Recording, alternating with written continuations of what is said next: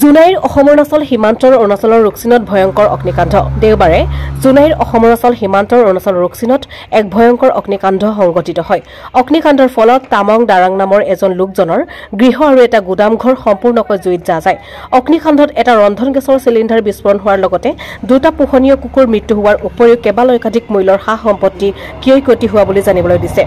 গৃহস্থ স্থানীয় ৰাইজে জনোৱা মতে ঘৰতে কোনো নথকাৰ সময়ত অগ্নিকাণ্ডটো সংঘটিত হয় গৃহস্থৰ চৌকাৰ ধোৱা চাঙত মাংস বইল কৰি শুকাই ৰখাৰ মাংসৰ তেল পুনৰ চৌকাত পৰি অগ্নিকাণ্ডটো হোৱা বুলি সন্দেহ কৰিছে ঘটনাস্থলীত জুনাই অগ্নি নিৰ্বাপক বাহিনী আৰক্ষী আৰু অৰুণাচল ৰুকছিন আৰক্ষী দলে উপস্থিত হৈ অগ্নি নিৰ্বাপন কৰিবলৈ চেষ্টা কৰে যদিও ইতিমধ্যে অগ্নিকাণ্ডত সকলো জ্বলি শেষ হৈ যায়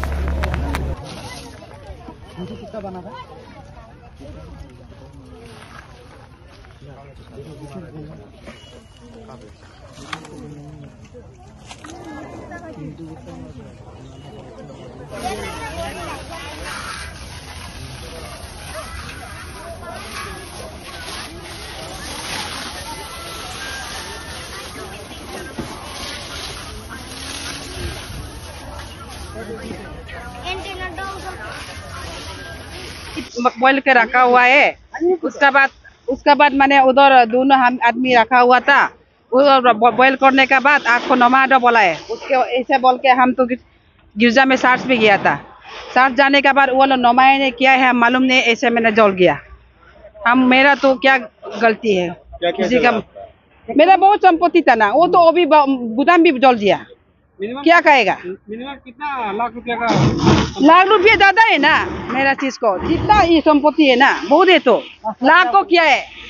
वो तो 4-4 लाख का ऊपर में ज्यादा है ना सामान अंदर में जानवर भी था दोनों वो तो मेरा कुत्ता को तो बहुत प्यार करता है हम जितना संपत्ति होने थे उसको छोड़ दो हो गया ना मेरा कुत्ता को बहुत प्यार करता है दोनों का ना जोड़ दिया है ना यहाँ में रख दिया था हम बांध के रखा था वो लोग को मैंने तो बाहर में जाने नहीं दिया है দুটো মাংস মানে বইল কৰি পেলাই উকাইটো আছিলে কি হ'ল মানুহখিনি নাছিলে ঘৰত এই চাৰ্চত গুচি গৈছিলে তাৰ পাছত মাংসৰ পৰা অলপ তেলটো গিৰি জুইটো তলত আছিলে জুইটো লাগি পেলাই ঘৰটো জ্বলি গ'ল তাত একো বস্তু উলিয়াব নোৱাৰিলে গোটেইখিনি শেষ হ'ল মানে প্ৰায় মানে আপোনাৰ 5 লাখ চামথিং আছিলে